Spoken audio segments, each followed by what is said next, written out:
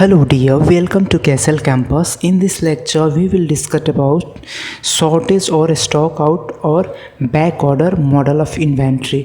हम जैसा कि पता है हमें डिटर्मिनिस्टिक मॉडल ऑफ इन्वेंट्री पढ़ रहे हैं, जिसमें कि 3 हम कर चुके हैं और ये चौथा हमारे पास मॉडल है।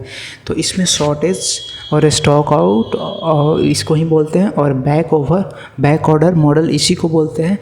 और जो 5th नंबर होगा वो इसी लेक्चर में पढ़ेंगे, लास्ट वाला, जिसमें कि एक तरीके से प्रोडक्शन मॉडल को और शॉर्टेज मॉडल को मिक्स करके बता रखा है। तो उसका फॉर्मूला देख लेंगे, उस पर बहुत सारे क्वेश्चंस नहीं आते। बस ये जो है यहाँ तक इम्पोर्टेंट है, यहाँ तक क्वेश्चंस आते हैं आपके कॉम्पिटिटिव एग्जाम्स में भी और सेमेस्टर्स में भी कई बार आ जाते हैं। तो पहले इस मॉडल का जो है एक कर्व देख लेंगे, डायग्राम देख लेंगे किस तरीके से। ये इसका नाम जो है याद रखना, शॉर्टेज को स्टॉक आउट भी बोलते हैं, बैक ऑर्डर भी बोलते हैं। और एक चीज़ मैं बता दूं, कभी ये यूज किस लिए होता है। बहुत बार ऐसा होता है कि स्टॉक ख़त्म हो जाता है, मतलब बहुत सारी इन्वेंट्रीज़ का स्टॉक ख़त्म हो जाता है। जैसे कि आप महंगी कार्स के शोरूम पे जाओ, रेंज रोवर हो गया, मर्सिडीज हो गया, BMW हो गया, तो वहाँ पे जो उनकी महंगी कार्स आती हैं तो उनका 1-2 पीस ही स्टॉक रखते हैं। और जैसे ख़त्म होता है और फिर 5 ऑर्डर आ जाते हैं, तो 2 ऑर्डर में तो ठीक है वो सेल कर देते हैं जो 2 उनके पास अवेलेबल है, लेकिन जो 3 ऑर्डर बच गए तो उसके लिए फिर दोबारा से मंगाते हैं जब इन्वेंट्री, तो उसके साथ वो मंगाते हैं और फिर बेच देते हैं और कुछ एक्स्ट्रा मंगाते हैं जो कि रखते हैं। जैसे दोबारा से 5 मंगाया तो 3 बैक ऑर्डर वाला 3 को दे दिया, फिर 2 बचा तो 2 रखा, फिर बाद में 2 बेचेंगे, तो उसमें 3 का स्टॉक आउट तो होगा 3 के लिए, 3 ऑर्डर्स के लिए। तो उसी मॉडल को इसमें पढ़ेंगे। जनरली गाड़ियों के केस में ज़्यादा होता है, बाइक्स वगैरह के केस में भी होता है। कभी कभी जब शादी का सीज़न आता है, मतलब मैरिज का सीज़न इंडिया में मैं बता रहा हूँ आता है, तो देखते होंगे कि गाड़ियों की स्टॉक आउट हो जाती है। आप 1 महीना पहले ऑर्डर प्लेस करो तो 1 महीना बाद आपको बाइक मिलेगी। तो एक तरीके से स्टॉक आउट मॉडल ही वहाँ पे अप्लाई करेंगे उसको स्टडी करने के लिए। नाउ तो स्टॉक आउट मॉडल में क्या होगा, सबसे पहले हमारे पास जो इन्वेंट्री का लेवल होगा टाइम t = 0। ये पहले कर्व किसके बीच में है, जैसे सारे इन्वेंट्रीज़ के लिए बना रहे हैं, सारे मॉडल्स के लिए बना रहे हैं, तो इधर इन्वेंट्री लेवल यानी Q in units, number of inventories in units, और टाइम t के बीच में बना रहे हैं।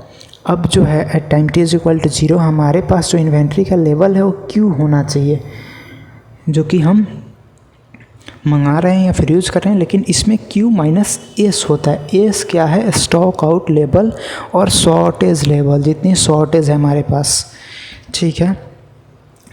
तो जब हमारे पास इन्वेंट्री आया Q अमाउंट, Q यूनिट्स, उसको हमने मंगवाया, तो जो पहले स्टॉक आउट था, जितना ऑर्डर पहले प्री प्लेस्ड था, जो कि S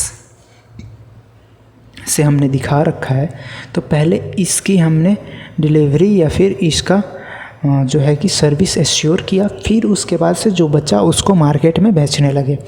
तो हमारे पास शुरू में कौन सी इन्वेंट्री की लेवल होगी, Q - S, ठीक है। इसको M से डिनोट कर रहे हैं, तो M = Q - S, और इसको बोलेंगे मैक्सिमम इन्वेंट्री लेवल इतना ही हो सकता है हर एक टाइम पे।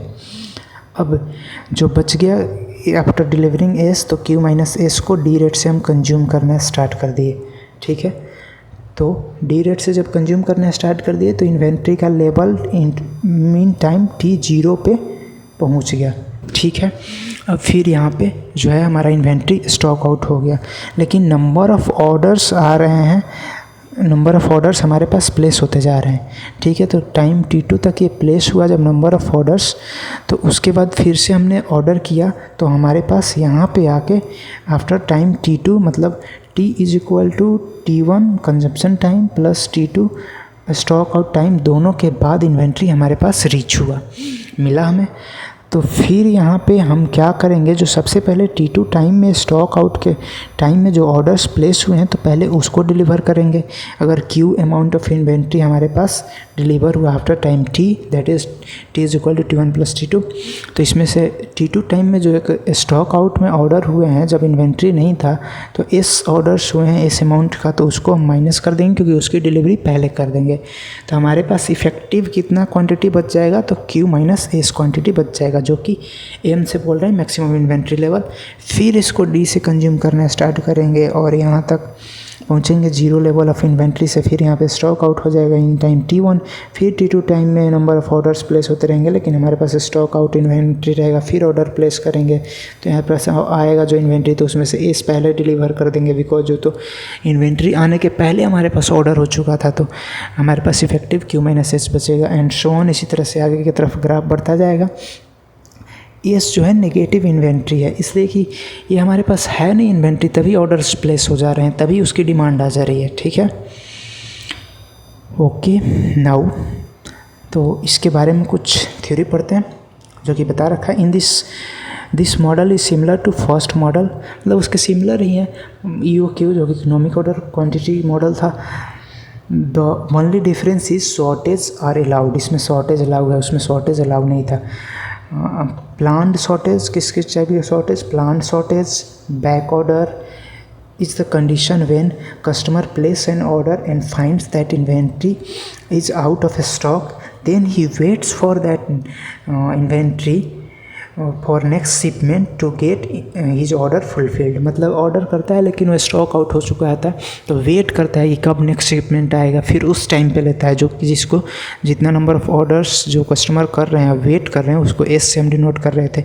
जब हमारे पास नेक्स्ट शिपमेंट आया Q, तो उसमें से QS तुरंत माइनस हो गया, फिर हमारे पास जो इन्वेंट्री का लेवल बचा वो Q माइनस एस, फिर उसका सेलिंग या फिर कंजप्शन हमने स्टार्ट किया। नाउ जो नोटेशंस यूज़ करेंगे इसके फॉर्मूलाज में, तो वो यूज़ करेंगे S का नंबर ऑफ यूनिट शॉर्ट या फिर बैक ओवर, जो कि मैं बता रहा हूँ, और CB जो होगा इसका यूनिट कॉस्ट, मतलब बैक ऑर्डर या फिर शॉर्टेज कॉस्ट पर यूनिट पर बैक ऑर्डर पर ईयर। ठीक है, मतलब ये per unit back order per year में जितना कॉस्ट वो हम बियर करेंगे उसको CB से डिनोट कर रहे हैं, और CS जो है होल्डिंग कॉस्ट है। ठीक है, और एक चीज़ का आप ध्यान रखोगे, CB किसके लिए हम लिख रहे हैं, क्योंकि ये कब हो रहा है, अब्सेंस ऑफ इन्वेंट्री के कारण हो रहा है इन 1 ईयर, और CS जो है holding cost due to presence of inventory in 1 year. ठीक है, अब हमारे पास जो TIC यानी टोटल इन्वेंट्री कॉस्ट का यहाँ पे फॉर्मूला आएगा, तो ordering cost plus holding cost होता है, लेकिन यहाँ पे शॉर्टेज कॉस्ट भी एक अलग से जो है टर्म एक्स्ट्रा जुड़ जाएगा, जिसको कि SC से बोलेंगे। सेटअप कॉस्ट नहीं है, शॉर्टेज कॉस्ट है। इसके पहले वाले में जो था, जब प्रोडक्शन मॉडल पढ़ रहे थे तो उसमें सेटअप कॉस्ट आया था। नाउ अब इसमें डायरेक्ट फॉर्मूलाज देखें तो ऑर्डरिंग कॉस्ट का आपको पता है DQ/C0, और जो होल्डिंग कॉस्ट का फॉर्मूला ये चेंज हो जाएगा हमारे पास, और सेटअप शॉर्टेज कॉस्ट का फॉर्मूला दूसरा आ जाएगा, जिसको कि आपको याद करना पड़ेगा। प्रूफ कैसे होता है वो कभी और लेक्चर्स में देखेंगे, यहाँ पे इतना कोई ज़रूरी नहीं है प्रूफ, इस पर डायरेक्ट न्यूमेरिकल्स आते हैं और प्रूफ करने देता नहीं है। तो होल्डिंग कॉस्ट का जो फॉर्मूला हो जाएगा, Q इफेक्टिव यहाँ पे होगा उसका स्क्वायर, मतलब Q माइनस एस का square divided by 2Q upon में इंटू CH। तो ये फॉर्मूला याद रखेंगे, holding cost is equal to S minus Q square divided by 2Q into CH, और शॉर्टेज कॉस्ट का S स्क्वायर जो कि नंबर ऑफ़ यूनिट शॉर्ट्स हैं divided by 2Q into CB, मतलब shortage cost for unit quantity per year. ठीक है, तो तीनों फार्मूले आपको याद होना चाहिए so that you can calculate TIC। Now after applying all formulas, हमारे पास TIC का इफेक्टिव जो फार्मूला हो जाएगा वो हो जाएगा D/Q इंटू C0, और प्लस में holding cost Q minus S the whole square upon में 2 इंटू Q इंटू CH। ठीक है, प्लस का जो शॉर्टेज कॉस्ट था S स्क्वायर अपॉन में 2Q इंटू CB। ठीक है, तो फाइनल फार्मूला हमारे पास TIC का ये हो जाएगा, इसको आप याद रखना। अब मिनिमम इन्वेंट्री कैलकुलेट करने के लिए हम क्या करेंगे, मिनिमम इन्वेंट्री कैलकुलेट करने के लिए हम TIC का डिफ्रेंशिएशन करते हैं। पिछले मॉडल में ही देखा था, टोटल इन्वेंट्री कॉस्ट का डिफ्रेंशिएशन करेंगे, मतलब जो हमारे पास कितना ऑर्डर मंगाएं ताकि हमारा जो हो हमें कॉस्ट बियर मिनिमम करना पड़े, तो इसके लिए इसका डिफ्रेंशिएशन करेंगे। तो इसमें 2 टर्म्स हैं, जैसे उसमें सिर्फ Q था इसके पिछले वाले मॉडल्स में, तो उसमें Q के रिस्पेक्ट में डिफ्रेंशिएट कर दिया, लेकिन इसमें Q भी है जो कि इन्वेंट्री लेवल है हम जो मंगा रहे हैं, और S जो है शॉर्टेज हो रहा है, तो इसकी पार्शियल डिफ्रेंशिएशन करेंगे इस TIC फॉर्मूले की। तो after partial differentiation with respect to S and partial differentiation with respect to I, हमारे पास जो फाइनल सॉल्व करने के बाद आएगा EOQ का फॉर्मूला, EOQ यानी economic order quantity for shortage model. तो हमारे पास Q स्टार जो आएगा ये आएगा Q star is equal to √2D/C0/CH। ये जो था EOQ मॉडल का था, और इसमें अलग से टर्म मल्टीप्लाई हो जाएगा इनटू में √CB + CH + CB। अब CB आपको पता है क्या है, शॉर्टेज कॉस्ट पर यूनिट पर ईयर, ठीक है, और CH पता है holding cost per unit per year. Now ये जो फैक्टर होगा, ये फैक्टर ग्रेटर देन 1 है, because CB plus something greater than CB होगा डिवाइडेड बाई CB, मतलब ऊपर ग्रेटर क्वांटिटी है नीचे कम है, तो ग्रेटर देन 1 होगा, ठीक है। नाउ अगर CB बहुत ज़्यादा लार्ज है, इनफाइनाइट है, तो ये पूरे टर्म क्या हो जाएगी आपके पास, CB से ऊपर नीचे डिवाइड कर देंगे तो हमारे पास टर्म क्या बच जाएगा, 1 + CH/CB, और ये पूरी टर्म 0 हो जाएगी तो 1 बच जाएगा। तो हमारे पास कौन सा, वहीं EOQ मॉडल आ जाएगा, ठीक है। और इस टाइप के मॉडल्स में क्या होता है, एट EOQ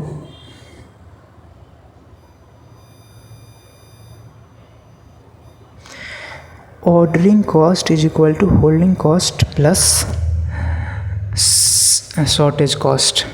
उसमें जो था EOQ पे ordering cost is equal to holding cost था पहले वाले मॉडल में EOQ में। फिर जो प्रोडक्शन मॉडल था उसमें setup cost is equal to holding cost था EOQ के लिए। इसमें जो है ordering cost is equal to holding cost plus shortage cost, setup cost नहीं है।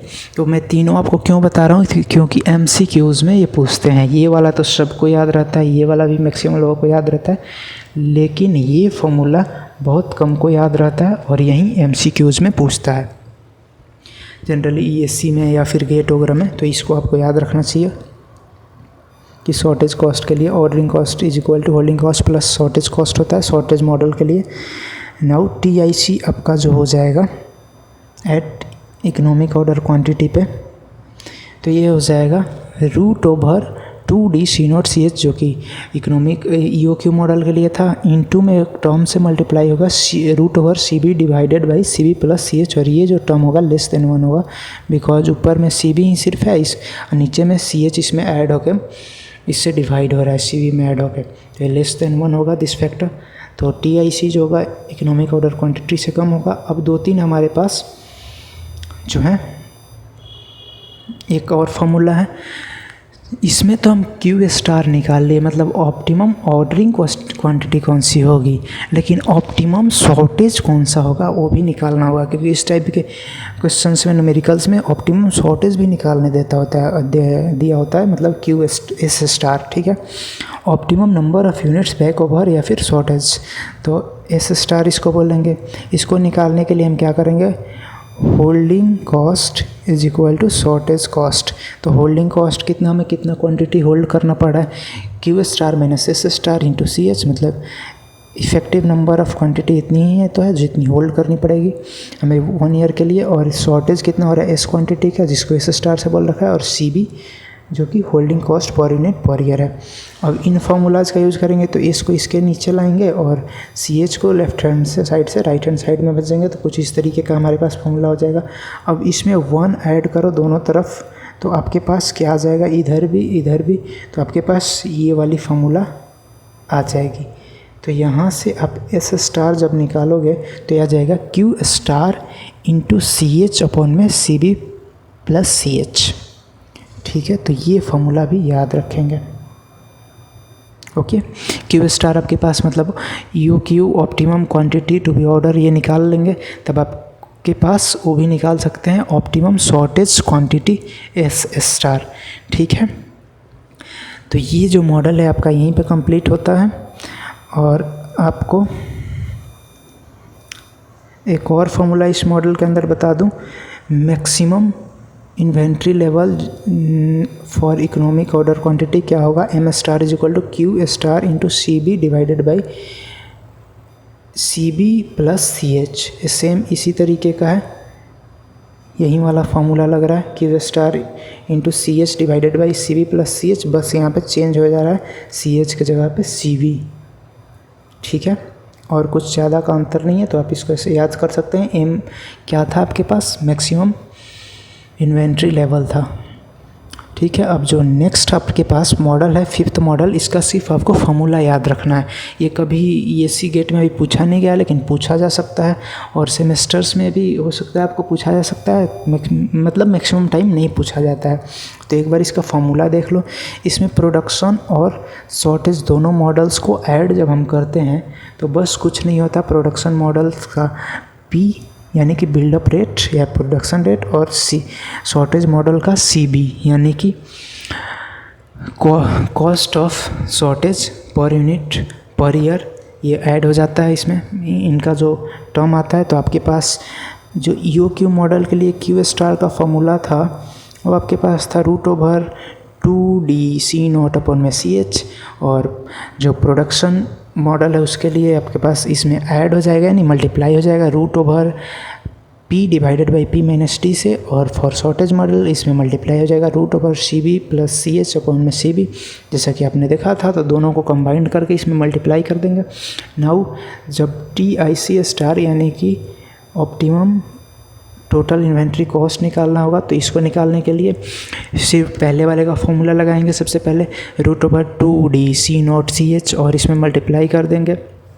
जो फैक्टर था हमारे पास फॉर बिल्डअप मॉडल, तो √P - D/P, सेम इसके उल्टा, और जो हमारे पास शॉर्टेज मॉडल के लिए था तो सेम इसके उल्टा, Q* के उल्टा। तो इसमें मल्टीप्लाई कर देंगे √CB/CB + CH, मतलब रेसिप्रोकल उसका। अब 3 केसेस हैं जब P इनफाइनाइट है। जब P इनफाइनाइट है तो पूरा टर्म 1 है, तो ये कौन सा है, शॉर्टेज मॉडल है। जब CB इनफाइनाइट है, जब CB इनफाइनाइट है मतलब बहुत लार्ज है, तो ये पूरा टर्म 1 है, तो ये कौन सा है, प्रोडक्शन मॉडल है। और जब P भी इनफाइनाइट है और CB भी इनफाइनाइट है, दोनों इनफाइनाइट है, तो दोनों ये भी 1 ये भी 1, हमारे पास कौन सा है, EOQ मॉडल है, जो कि फर्स्ट मॉडल होता है। तो इस लेक्चर में इतना ही। Now thank you.